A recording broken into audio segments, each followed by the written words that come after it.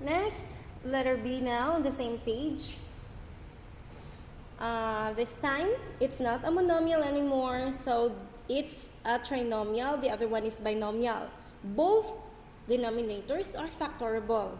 So, in order for you to determine your LCD, the technique or the tip is first identify your factors. Factor out your denominator. So, do it here, right under. Okay? So, let's factor this. It's a perfect trinomial square, correct? Or I mean, if it's a perfect square trinomial. So, or if you can't identify, it's okay. You can still use trial and error. So, what are the factors of 1? So that when you add all of the 2, will give you negative 2. So, it's negative 1 and negative 1. Negative 1 times negative 1 will give you positive 1. And negative 1 plus negative 1 will give you negative 2. So, x minus 1, x minus 1. And here, the factors are, or this is not a special product. So, there is a common monomial factor which is 2, right? And then, divide. So, 2x divided by 2 will give you x. Negative 2 divided by 2 will give you negative 1. Now, check this out. Okay, what did I tell you a while ago? That if you have a common factor, underline. Right? And then copy it. So now we can write this as we can write them now as similar fractions. So what will you do now? Make a fraction bar, copy the sign, make a bigger fraction bar. Next, copy the underlined factor. So x minus 1, that's common to both. So copy. And then copy the remaining factor, so which is x minus 1. So, do we have to? Yes, remember? You have to copy the remaining factor. So, the factors are x minus 1, x minus 1, x minus 1. And then copy the 2. There is 2 here. There is 2 here. Alright? So, that's how you do it.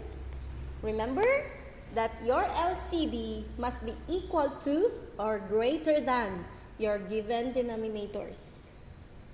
Alright, now I can erase. And now, it's time to write them as similar fractions or like fractions. Okay? So, this whole thing, the LCD divided by this. So, remember, I will copy step by step, right? X minus 1 and x minus 1 all over this. So the factors are x minus 1 and x minus 1. Remember? So now we are dividing. So this divided by this and the answer times this. Remember that? So cancel the common factors. What is left is 2. So write down the 2 and open parentheses. Copy the given numerator, Alright? Next for here. So copy x minus 1, and this. What are the factors of this? So 2x minus 1. So remember, write them as factored form so that it's easier to cancel. Alright? So maybe I will write it here so you'll remember x minus 1 in smaller font. Alright, there you go. So cancel the common factors. Just this and 2 and 2. What is left? Copy. But this time you have to enclose it in parentheses because it's binomial. Alright? And times 4. If it's monomial, it's alright not to enclose it. Just enclose the given numerator. But if it's a binomial or trinomial, you have to enclose. Okay? Now can I erase my initial process? There you go. If you have a piece of paper, it's easier for you. You don't have to erase. You got plenty of space. And now, we multiply before we add, right? Since they are now the same or like fractions, we can now write them as one fraction. Okay, make it bigger. So, copy your LCD or your denominator the whole of it, right? So next, perform the remaining operation in this fraction bar or in this numerator. So 2 times 3x will give you 6x. Copy the symbol or the operation symbol. And this time, look, binomial times monomial. So do this. Remember the arrow technique? So x times 4 will give you 4x. Next, negative 1 times 4 will give you negative 4. Correct? Now, is that your final answer? 6x plus 4x minus 4? No. So, combine like terms. So, you have like terms here, 6x and 4x. So, it will give you 6x plus 4x will give you 10x. Copy the negative 4 and your denominator, which is 2 times x minus 1, x minus 1.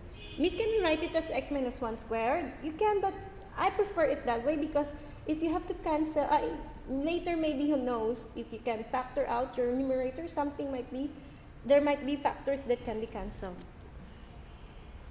Now, take a look. Is this the final answer? If we factor this, say we factor the common monomial is 2, and the remaining inside is 5x minus 2.